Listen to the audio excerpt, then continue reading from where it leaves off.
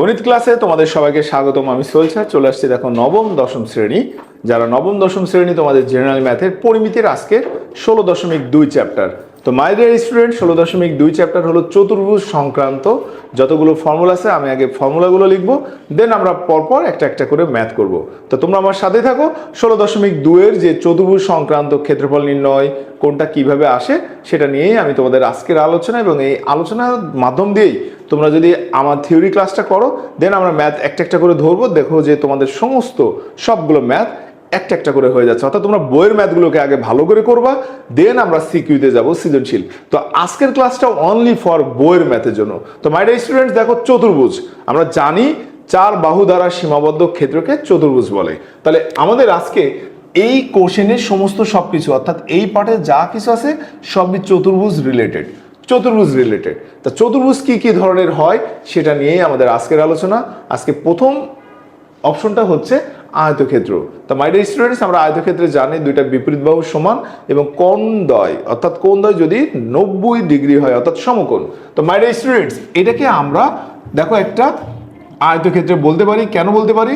এটার বিপরীত বাহুদ্বয় সমান এবং বিপরীত বাহুদ্বয় সমান এবং কোণগুলো হলো সমকোণ, তাই আমরা এটাকে আয়তক্ষেত্র বলি। তাহলে এই চতুর্ভুজ অর্থাৎ এই আয়তক্ষেত্রের ক্ষেত্রফল আমরা সবাই নোট করে নেব। দেখো আয়তক্ষেত্রের ক্ষেত্রফল, আয়তক্ষেত্রের ক্ষেত্রফল কি হবে? ভূমি গুণ উচ্চতা, ভূমি গুণ উচ্চতা।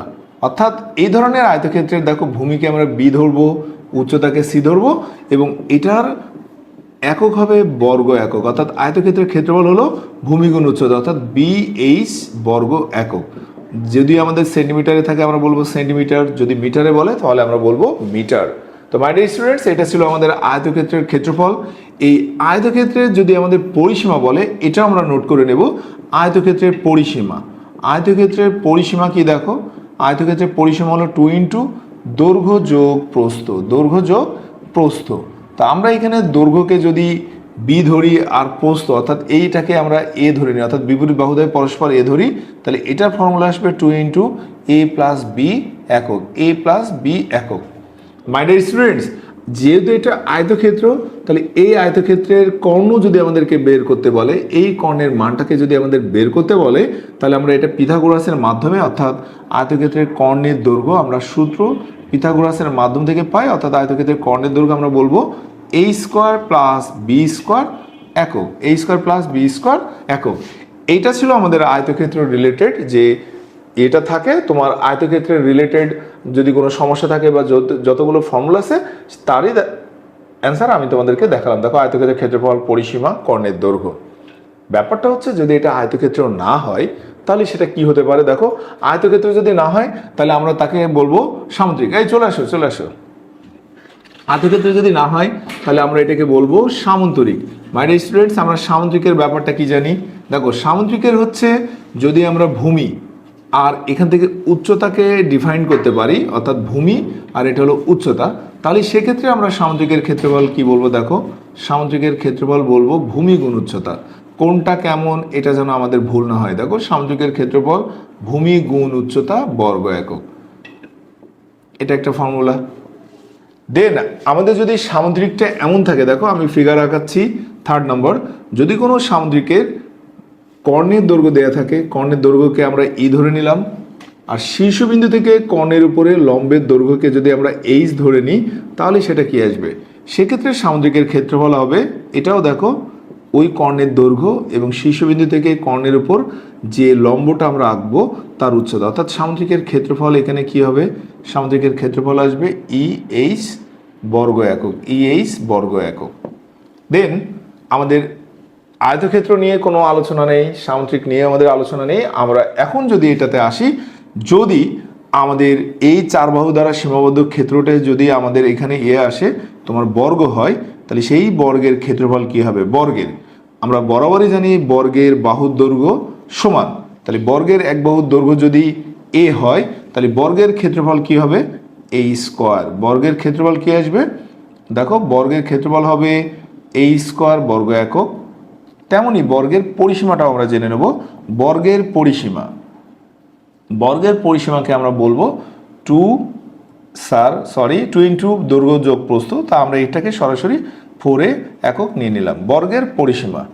আর যদি আমাদেরকে এখানে বলে বর্গের কর্ণের দৈর্ঘ্য, বর্গের কর্ণের দৈর্ঘ্য কি হবে? a√2 একক। এটা হলো আমাদের বর্গ।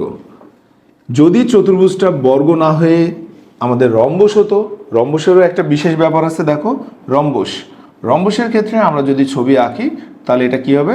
এটাকে রম্বসের ক্ষেত্রে আমাদের কর্ণের দৈর্ঘ্য দেয়া থাকলে আমরা সেই রম্বসের ক্ষেত্রফল বের করতে পারবো। এবং রম্বসের কর্ণদ্বয় পরস্পর সমদ্বিখণ্ডিত হয়, অর্থাৎ এখানকার অর্থাৎ এই মানটা এও আর ওসি এই মানটা সমান, আবার বিও আর ওডি এই মানটা সমান। তো আমাদের এখানে যে ব্যাপারটা যে রম্বসের কর্ণদ্বয় পরস্পরকে সমকোণ, অর্থাৎ এই জায়গাটা কিন্তু সমকোণ, এটা আমাদেরকে মার্কিং করে নিতে হবে। তো রম্বসের ক্ষেত্রফল কি? রম্বসের ক্ষেত্রফল হচ্ছে হাফ ইন্টু কর্ণদ্বয়ের গুণফল। কর্ণদ্বয় কি? এটাকে আমরা যদি প্রথম কর্ণকে d1, দ্বিতীয় কর্ণকে d2 ধরি, তাহলে আমরা এখানে অ্যান্সার পাই হাফ ইন্টু d1 d2 বর্গ একক, d1 d2 বর্গ একক। অর্থাৎ চতুর্ভুজ সংক্রান্ত আমাদের সবগুলো দেখো, আয়তক্ষেত্র, সামান্তরিক, বর্গ, রম্বস। আরেকটা জিনিসের বাকি আছে, সেটা হলো ট্রাপিজিয়াম। এই ট্রাপিজিয়ামের ম্যাথগুলো আমাদের বরাবরই 9-10 জন্য খুবই ইম্পর্টেন্ট। আমি তোমাদেরকে এই লাইনে দেখাই দিচ্ছি যে একটা ট্রাপিজিয়াম যদি আমরা আঁকি, সেই ট্রাপিজিয়ামের ফর্মুলাটা কি হবে। আমরা যদি ট্রাপিজিয়ামটা আঁকি, দেখো ট্রাপিজিয়ামের সমান্তরাল দুইটা বাহু থাকে, অর্থাৎ এটাকে যদি আমরা এ ধরি, এটা বি, আর ট্রাপিজিয়াম দ্বয়ের মধ্যবর্তী দূরত্বকে যদি আমরা ডি ধরি, তাহলে ট্রাপিজিয়ামের ক্ষেত্রফল কি হবে? দেখো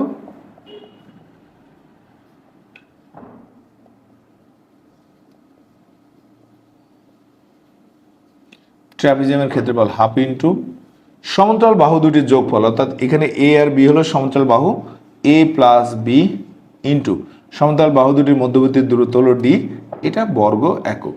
তো আমাদের এই জায়গাটাতে দেখো চতুর্ভুজ সংক্রান্ত যতগুলো ফর্মুলা আছে সবগুলো ফর্মুলা করে দিচ্ছি, বাট একটা বিশেষ ফর্মুলা আছে, এই বিশেষ ফর্মুলাটাকে আমরা মুখস্থ করে ফেলবো। সামুদ্রিক বলো, রম্বস বলো, আয়তক্ষেত্র বলো, যদি তাদের কর্ণের দুটো সমান্তরাল বাহু আর দুটা কর্ণ দেয়া থাকে, অর্থাৎ একটা কর্ণকে আমরা d1 আর একটাকে d2 ধরি, অর্থাৎ এখানে দেখো আমরা যদি দুইটা বাহু, একটা বাহুকে a আর একটা বাহুকে b, আর দুইটা কর্ণকে যথাক্রমে একটাকে d1 একটাকে d2 ধরি, তাহলে এ ধরনের চতুর্ভুজের ক্ষেত্রফল বের করতে গেলে, বা এ ধরনের চতুর্ভুজের যে কোনো একটা অপশন, অর্থাৎ এ বের করা বলুক, বি বের করতে বলুক, বা d1 বা d2 যে কোনো একটা বের করতে বলুক না কেন, এটার একটা বিশেষ ফর্মুলা হলো d1 square d2 square equal to 2a square plus b square. এই মেথডের মাধ্যমে আমরা যে কোনো ধরনের এই সামুদ্রিক রিলেটেড বা রম্বস রিলেটেড যে কোনো ধরনের চতুর্ভুজের সূত্র আমরা বা অ্যান্সার আমরা বের করতে পারি। তো এটাই ছিল আমার আজকের, যারা 16.2-এ আছো, 16.2-এ যতগুলো নবম দশম শ্রেণীর সাধারণ গণিতের যতগুলো ফর্মুলা ছিল তারই ধারাবাহিকতায় দেখো আমি ফর্মুলাগুলো লিখলাম। এখন দেখো আমাদের বইয়ের ম্যাথ, আমরা বইয়ের ম্যাথটাকে একটু ভালো করে করব। তারই ধারাবাহিকতায় প্রথম অঙ্ক আমি বোর্ডে লিখছি, যে দেখো কি লিখছি, একটি আয়তকার বাগানের দৈর্ঘ্য বিস্তারের দ্বিগুণ, এর ক্ষেত্রফল 512 বর্গমিটার হলে পরিসীমা নির্ণয় করো। তাহলে আয়তক্ষেত্রের ক্ষেত্রফল আমরা জানি, পরিসীমাও জানি। তো দেখো তো আমি যদি এটাকে ছবি আকারে লিখি, একটা আয়তক্ষেত্রের কি থাকে? একটা আয়তক্ষেত্রে দেখো দৈর্ঘ্য আর প্রস্থ, তা দৈর্ঘ্য বিস্তার মানে এখানে প্রস্থ হিসেবে কাজ করবে। তা আমি যদি লিখি নিই বিস্তার হলো এক্স, তাহলে দৈর্ঘ্য কি হবে? 2x। তা বলা হচ্ছে এর ক্ষেত্রফল হলো 512, ক্ষেত্রফল হচ্ছে 512, পরিসীমা নির্ণয় করো। তো মাই ডিয়ার স্টুডেন্টস, আমাদের এখানে দেখো আমরা ধরে নিচ্ছি যে ধরি আয়তক্ষেত্রের বিস্তার বা প্রস্থ, আয়তক্ষেত্রের বিস্তার x মিটার। খুবই ছোট, এমসিকিউ এর জন্য ইম্পর্টেন্ট, জাস্ট তোমাদেরকে আমি চ্যাপ্টারটা ফুল করে দেওয়ার জন্য আমার এই প্রচেষ্টা। দেখো আয়তক্ষেত্রের বিস্তার x, তাহলে আয়তক্ষেত্রের দৈর্ঘ্য কত হবে? দৈর্ঘ্য হলো 2x মিটার। তা আমাদের এখানে ক্ষেত্রফল বলছে, আমরা বরাবরই জানি যে আয়তক্ষেত্রের ক্ষেত্রফল কি? দৈর্ঘ্য গুণ প্রস্থ। আয়তক্ষেত্রের ক্ষেত্রফল দেখো আমরা এইভাবে লিখবো যে দৈর্ঘ্য গুণ প্রস্থ বর্গ একক। যেহেতু আমাদের এখানে এককটা মিটারে, তাহলে আমরা এটাকে মিটারে নিয়ে নেবো। তাহলে দৈর্ঘ্য হলো 2x আর প্রস্থ হলো x, তার মানে বর্গ মিটার। দেখো এখানে আমাদের কি আসছে? 2x স্কোয়ার বর্গ মিটার। তো মাই ডিয়ার স্টুডেন্টস, আমাদের এখানে কিন্তু ক্ষেত্রফলের মানও দেওয়া আছে, তাহলে আমরা লিখবো প্রশ্ন মতে 2x square equal to 512, then x square equal to কত?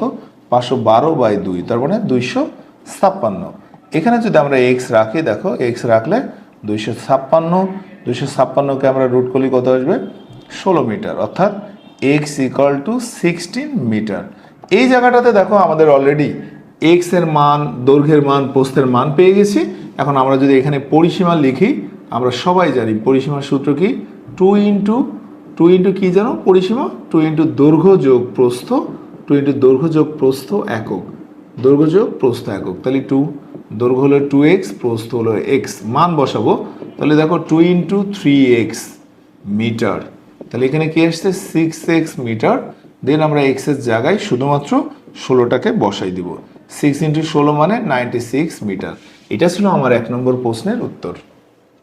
জাস্ট পজ করে দাও।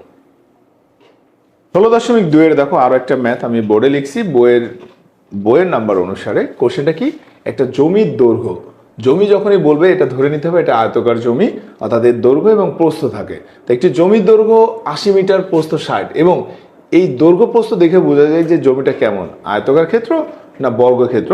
মেবি এটা আয়তক্ষেত্র, দেখো কারণ দৈর্ঘ্য 80, প্রস্থ 60, তার দৈর্ঘ্য দেওয়া আছে, প্রস্থ দেওয়া আছে। বলছে জমির মাঝে, মাঝ বরাবর, আর বাইরে যদি বলে সেটা একটা ব্যাপার, আর ভেতরে যদি বলে সেটা একটা ব্যাপার। বলছে ওই জমির মাঝে একটি পুকুর খনন করা হলো। যদি পুকুরের প্রত্যেক পাড়ের বিস্তার, আমরা সবাই জানি যে মাঝে যদি আমরা কোনো জমি আঁকি বা জমি খনন করি, তার পাশে একটা পাড় থাকে, সেই পাড়ের প্রত্যেকের বিস্তার হলো 4। বলছে পুকুর পাড়ের ক্ষেত্রফল নির্ণয় করো। মাই ডিয়ার স্টুডেন্টস, ভালো ম্যাথ, এইটার জন্য আমাদের ইম্পর্টেন্ট, যারা 9, 10-এ উঠছে তাদের জন্য এটা ইম্পর্টেন্ট। দেখো এই টাইপের ম্যাথগুলোকে আমরা কিভাবে করব। বলা হচ্ছে যদি কোনো আয়তক্ষেত্র আঁকি, এর দৈর্ঘ্য হলো 80, প্রস্থ হলো 60। আগে আমরা এটার কাজ করে নিই যে পুকুরের ক্ষেত্রফল কি হবে, বা জমির ক্ষেত্রফল, সরি, অতএব জমির ক্ষেত্রফল, যেহেতু এটা আমাদের দেয়া আছে জমির দৈর্ঘ্য প্রস্থ, তোমরা লিখে নিবা যে দেয়া আছে জমির দৈর্ঘ্য প্রস্থ এত, জমির দৈর্ঘ্য হলো 80 মিটার, জমির প্রস্থ 60 মিটার। তাহলে অতএব জমির ক্ষেত্রফল, জমির ক্ষেত্রফল হলো 80 ইন্টু 60 বর্গ মিটার। তার মানে এটার অ্যান্সার হলো 4800 বর্গ মিটার। তো মাই ডিয়ার স্টুডেন্টস, আমাদের এখানে দেখো বলা হচ্ছে জমির মাঝে, জমির মাঝে যদি আমরা কোনো পুকুর খনন করি, সেই পুকুরের পাড়ের বিস্তার, অর্থাৎ এই জায়গার পাড় হলো 4, এখানকার পাড় হলো 4, এই জায়গার পাড় হলো 4, এই জায়গার পাড় হলো 4, এবং এটা হলো জমির মাঝ বরাবর। তাহলে আমরা লিখি জমির মাঝ বরাবর 4 মিটার পাড় বিশিষ্ট, 4 মিটার পাড় বিশিষ্ট পুকুর খনন করা হলো।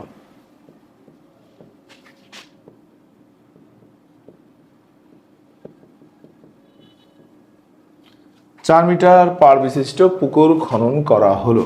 তাহলে এখন আমাদের দেখো যদি আমরা পাড় বাদ দিয়ে দিই, এই পাড় এই পাশে বাদ যাবে, এই পাশে বাদ যাবে, অর্থাৎ এখান থেকেও 4 বাদ যাবে, এখান থেকেও 4 যাবে। তাহলে এখন এইটুকু হলো সেই দৈর্ঘ্য। তাহলে দৈর্ঘ্য ছিল কিন্তু 80, কিন্তু আমি যখন এখান থেকে 4 বাদ দেবো, এখান থেকে 4 বাদ দেবো, তাহলে কি আসবে দেখো, আমরা লিখতে পারি পাড় বাদে পুকুরের দৈর্ঘ্য, পাড় বাদে পুকুরের দৈর্ঘ্য কত, 80 মাইনাস, দেখো 4 প্লাস 4, কেন 4, এই পাশ থেকে 4 বাদ যাবে, ও পাশ থেকে 4 বাদ যাবে। তার মানে আমরা যদি এটাকে নোট করে নিই, 80 মাইনাস 8 মিটার, তার মানে 72 মিটার। অনুরূপভাবে পাড় বাদে পুকুরের প্রস্থ যদি আমরা নিই, দেখো পাড় বাদে পুকুরের প্রস্থ 60 মাইনাস 8, উভয় ক্ষেত্রে 8 বাদ যাবে, তার মানে 52 মিটার। তাহলে আমরা যদি এখন পাড় বাদে পুকুরের ক্ষেত্রফল বের করে ফেলি, পাড় বাদে পুকুরের ক্ষেত্রফল, এখানে 72 ইন্টু 52 বর্গ মিটার। তা 72 ইন্টু 52 বর্গ মিটার, এটার রেজাল্ট কিভাবে আসবে, আমরা ক্যালকুলেটরের মাধ্যমে এটা রেজাল্ট বের করব। 72 ইন্টু 52, 72 ইন্টু 52, এটার অ্যান্সার হলো 3744 বর্গ মিটার। আমাদের প্রশ্ন ছিল কিন্তু পুকুর পাড়ের ক্ষেত্রফল। দেখো এই টোটালটা হলো জমির, আর এই টোটালটা হলো পুকুর, তাহলে বাকি যে অংশটা থাকবে সেটাকে আমরা বলবো পাড়ের ক্ষেত্রফল। তো মাই ডিয়ার স্টুডেন্টস, আমরা যদি পাড়ের ক্ষেত্রফল নিই, জমির ক্ষেত্রফল থেকে পাড়ের ক্ষেত্রফল আমরা বাদ দিয়ে দেবো, জমির ক্ষেত্রফল কত ছিল 4800। এখান থেকে যদি আমরা পাড়ের ক্ষেত্রফল বাদ দিয়ে দিই, দেখো 3744, এটাকে আমরা বাদ দিয়ে দিলে আমাদের এখানকার মানটা চলে আসবে। তাহলে 4800 থেকে 4800 থেকে যদি আমরা আমাদের কাঙ্ক্ষিত মানটা বের করি, তাহলে আমাদের পাড়ের ক্ষেত্রফল আসছে 1056 বর্গ মিটার। যারা 9 10-এ আসো তোমাদের পরিমিতি দেখো 2 নম্বর অঙ্কটা আমি করে দিলাম, এবং এই টাইপের ম্যাথগুলো আমাদের আসে বরাবরই, যারা 9-এ আসো তাদের আসে, বা টোটাল বোর্ড মিলেও নাও আসতে পারে, কিন্তু এটাও একটা ইম্পর্টেন্ট ম্যাথ। আমরা বাকি ম্যাথটাও তো দেখো আমাদের 16.2-এর 3 নম্বর ম্যাথ, 3 নম্বর ম্যাথটাও বইয়ের ম্যাথ। এখানে একটি বাগানের দৈর্ঘ্য 40 এবং প্রস্থ 30। যেহেতু দৈর্ঘ্য 40 প্রস্থ 30, তার মানে এটাও একটা আয়তাকার ক্ষেত্র। তাহলে 40 আর প্রস্থ দেয়া আছে, বলছে বাগানের ভেতর সমান পাড় বিশিষ্ট একটা পুকুর আছে। পুকুরের ক্ষেত্রফল বাগানের ক্ষেত্রফলের হাফ। পুকুরের দৈর্ঘ্য প্রস্থ নির্ণয় করো। তাহলে আমাদের এখানেও কাজ দেখো সেই বাগানটা আমরা লিখছি, যে যার দৈর্ঘ্য হলো 40, প্রস্থ হলো 30। পাড়ের কথা বলছে সমান পাড়, মানে এই পাশেও যতটুকু সমান থাকবে সব ক্ষেত্রে সমান মান আসবে, অর্থাৎ এটাও এক্স, এটাও এক্স, এটাও এক্স, এটাও এক্স। বলছে পুকুরের দৈর্ঘ্য প্রস্থ নির্ণয় করো। তো মাই ডিয়ার স্টুডেন্টস, আমরা ধরে নিচ্ছি, ধরি পাড়ের বিস্তার এক্স মিটার, পাড়ের বিস্তার এক্স মিটার। তাহলে পাড় বাদে ভিতরে যদি হয় তাহলে আমরা সবসময় বিয়োগ করে দেব। পাড় বাদে পুকুরের দৈর্ঘ্য বা জমির দৈর্ঘ্য, পাড় বাদে বাগানের দৈর্ঘ্য, পাড় বাদে বাগানের দৈর্ঘ্য দেখো 40 থেকে আমরা ডাবল এক্স বাদ দেবো, অর্থাৎ 2x। এই পাশে এক্স, এই পাশে এক্স, অর্থাৎ 2x মিটার। এরপরে পাড় বাদে বাগানের ক্ষেত্রফল আমরা যদি এটা নোটেট করি, পাড় বাদে বাগানের ক্ষেত্রফল হলো 30 মাইনাস 2x মিটার। তাহলে অতএব পাড় বাদে বাগানের ক্ষেত্রফল, পাড় বাদে বাগানের প্রস্থ হলো এটা। তাহলে পাড় বাদে বাগানের ক্ষেত্রফল কি হবে 40 মাইনাস 2x, 30 মাইনাস 2x বর্গ মিটার। তো এই জায়গাটাতে যদি আমরা আসি, দেখো আমাদের অ্যান্সার গুণ করলে 4x স্কোয়ার, অর্থাৎ 1200 minus 140x plus 4x square বর্গ মিটার। কোশ্চেন বলছে বাগানের দৈর্ঘ্য, এই যে পুকুরের ক্ষেত্রফল বাগানের ক্ষেত্রফলের এত অংশ। তাহলে আগে আমরা বাগানের ক্ষেত্রফলটা বের করে নিই, যেহেতু বাগানের দৈর্ঘ্য প্রস্থ দেওয়া ছিল। তাহলে আবার বাগানের ক্ষেত্রফল কি হবে 40 ইন্টু, এই যে দৈর্ঘ্য 40 প্রস্থ 30, তাহলে আমরা লিখবো 40 ইন্টু 30 এত বর্গ মিটার। তার মানে এটা আসে 1200 বর্গ মিটার। প্রশ্ন মতে বলছে পুকুরের ক্ষেত্রফল, প্রশ্ন মতে এই যে পাড় বাদে বাগানের ক্ষেত্রফলটাই কিন্তু পুকুর, তার মানে তাহলে বলছে পুকুরের ক্ষেত্রফল বাগানের ক্ষেত্রফলের হাফ।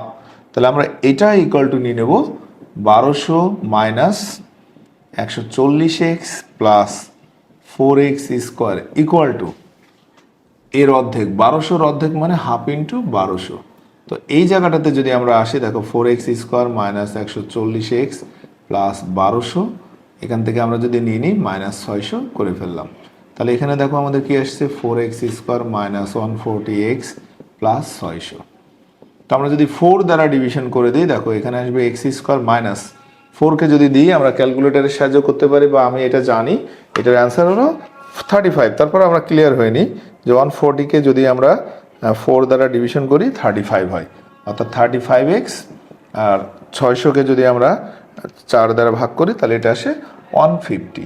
খুব সুন্দরভাবে দেখো 150কে আমরা যদি মিডিল টার্ম করি তাহলে এটা কি আসছে 30x minus 5x plus 1550 equal to 0।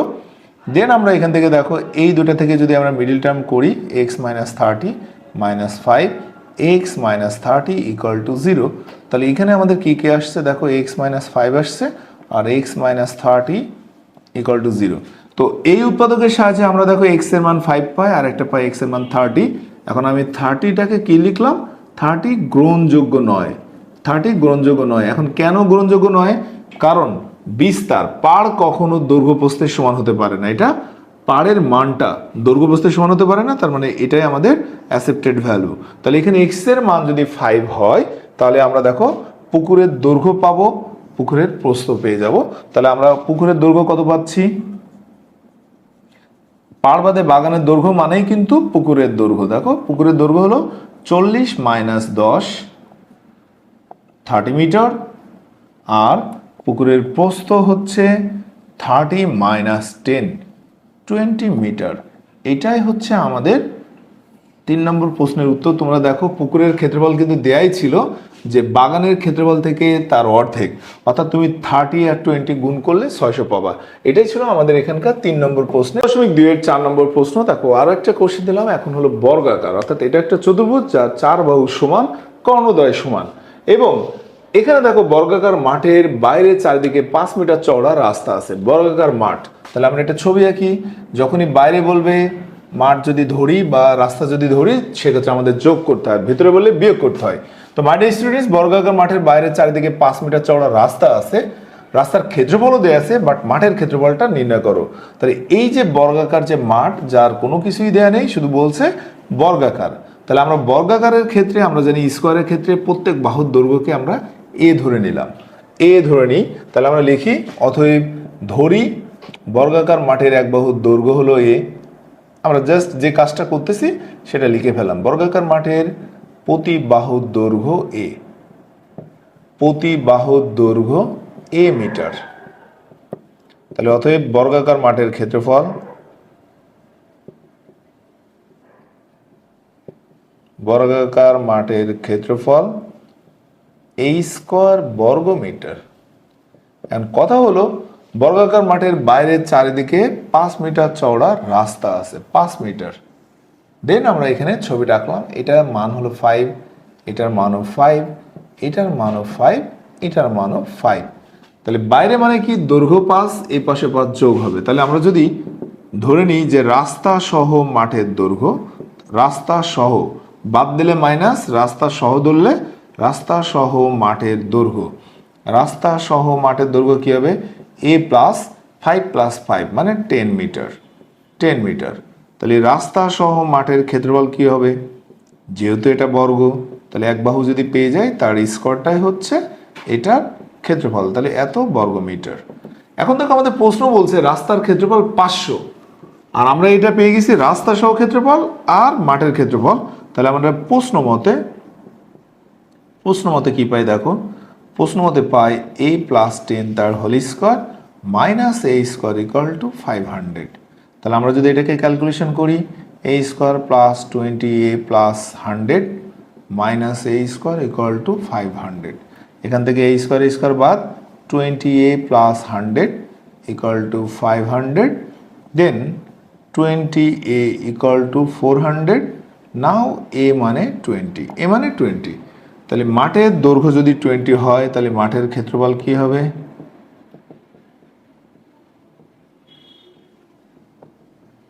A square বর্গ মিটার।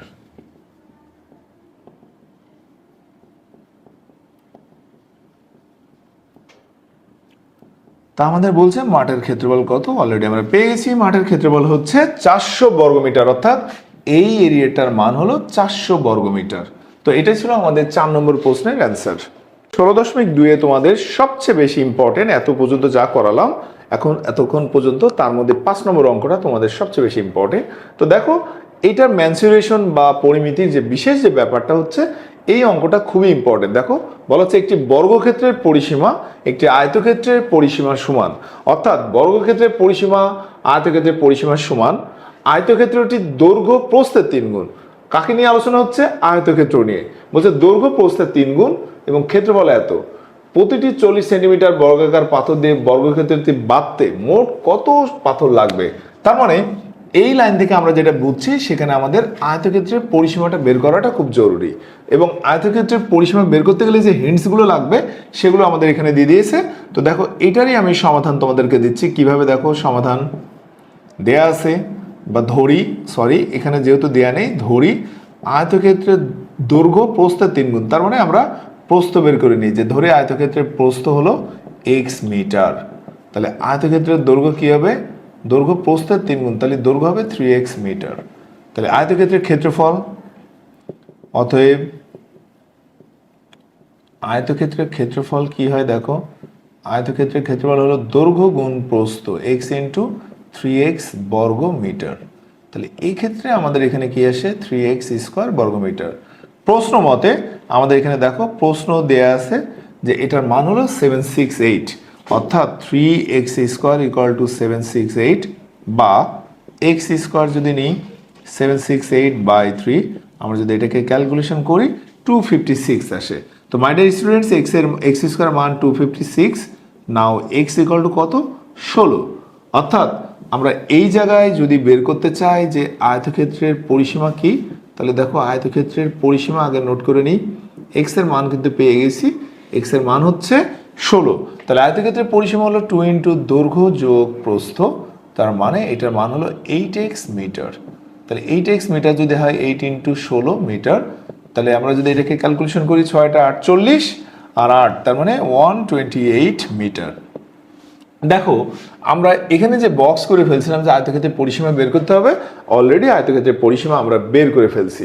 এখন বলছে বর্গক্ষেত্রের পরিসীমা আয়তক্ষেত্রের পরিসীমার সমান, তার মানে আমরা বলতে পারি বর্গক্ষেত্রের এক বাহু যদি এ হয় তাহলে বর্গক্ষেত্রের পরিসীমা কি হবে, বর্গক্ষেত্রের পরিসীমা হচ্ছে বর্গক্ষেত্রের পরিসীমা হলো 4a, যেখানে এটার মান হলো 180 প্রশ্ন মতে। তাহলে এর মান কত, 128 থেকে যদি 4 বাদ দিই 32 মিটার। মাই ডিয়ার স্টুডেন্টস, আমাদের কিন্তু বলেছে 40 সেন্টিমিটার বর্গাকার পাথর দিয়ে কাকে বাঁধতে হবে, বর্গক্ষেত্রকে। তো অলরেডি বর্গক্ষেত্রের পরিসীমা থেকে আমরা বর্গক্ষেত্রের এক বাহু বের করছি। নাও আমরা যদি বলি বর্গক্ষেত্রের ক্ষেত্রফল কি হবে, বর্গক্ষেত্রের ক্ষেত্রফল দেখো a স্কোয়ার বর্গ মিটার, তার মানে 32 এর স্কোয়ার করবো আমরা। 32কে স্কোয়ার করলে কত আসে, 32 এর স্কোয়ার যদি আমরা করি তাহলে তার রেজাল্ট আসে দেখো আমাদের এখানে খুব সুন্দর করে 1024, অর্থাৎ এত বর্গমিটার। বলা হচ্ছে এই বর্গমিটারকে বা এই বর্গক্ষেত্রকে বাঁধতে কতটি বর্গাকার পাথর লাগবে। তাহলে আমরা এখানে যদি নিই বর্গাকার পাথরের বাহুর দৈর্ঘ্য, এটা বের করে নেব। বর্গাকার পাথরের এক বাহুর মান কত, 40 সেন্টিমিটার। যেহেতু আমাদের এই ম্যাথটা পুরোটাই হলো মিটার রিলেটেড, সো সেন্টিমিটারকে আমাদেরকে মিটারে আনতে হবে, অর্থাৎ তাকে আমরা 100 দিয়ে যদি ভাগ করে দিই এটা আসবে 0.4 মিটার। তাই বর্গাকার পাথরের যে ক্ষেত্রফল সেটার মান কত আসবে, দেখো বর্গাকার পাথরের ক্ষেত্রফল, বর্গাকার পাথরের ক্ষেত্রফল হচ্ছে 0.40, তার হোল স্কোয়ার, এত বর্গমিটার। নাও এটার অ্যান্সার হলো 0.16 বর্গমিটার। তো কাজ কি আমাদের এখানে, এটা দেখো এটা হচ্ছে কিনা, এটা আসছে। তাহলে অতএব মোট পাথর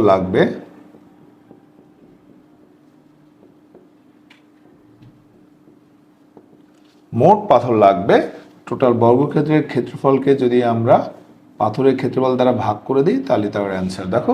এটাকে যদি আমরা এখন নিয়ে আসি 1024 ডিভিশন 0.16, তাহলে এটার রেজাল্ট হলো 6400।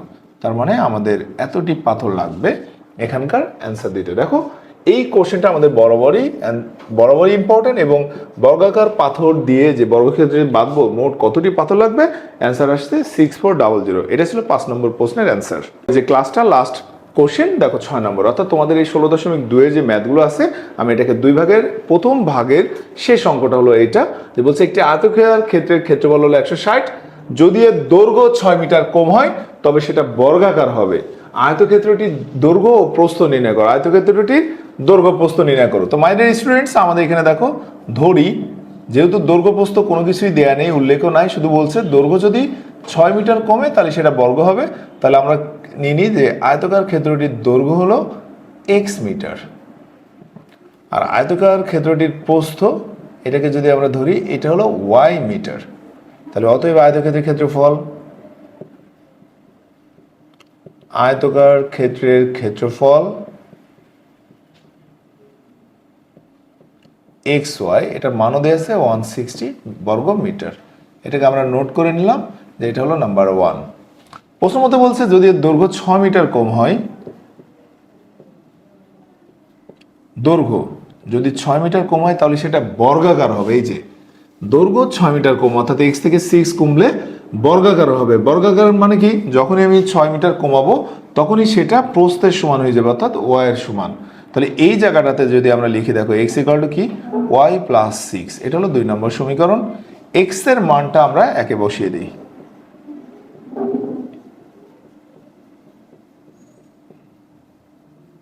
এক্স এর মান যদি আমরা একে বসাই তাহলে কি আসবে y plus six into y equal to 160।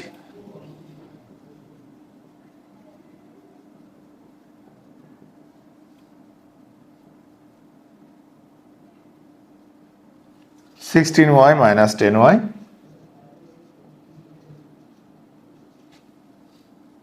তাহলে এই জায়গাটাতে আমরা যদি লিখি দেখো বা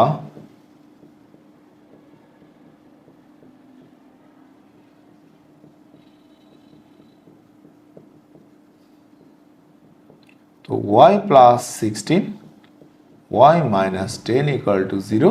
এখানে y plus 16 not equal to, মানে এটা গ্রহণযোগ্য নয় কেন, সরি এটা আমরা লিখি y not equal to minus 6, গ্রহণযোগ্য নয়। কেন নাই? কারণ দৈর্ঘ্য বস্তু কখনো ঋণাত্মক মান ভ্যারি করে না, তাহলে এটা গ্রহণযোগ্য নয়। তাহলে এখানে ওয়াই এর মান কত, y minus 10 equal to 0, y মানে 10। তো ওয়াই যদি 10 হয় তাহলে এক্স কি হবে, 2 হতে পাই, এক্স হলো 10 প্লাস 6, তার মানে 16 মিটার।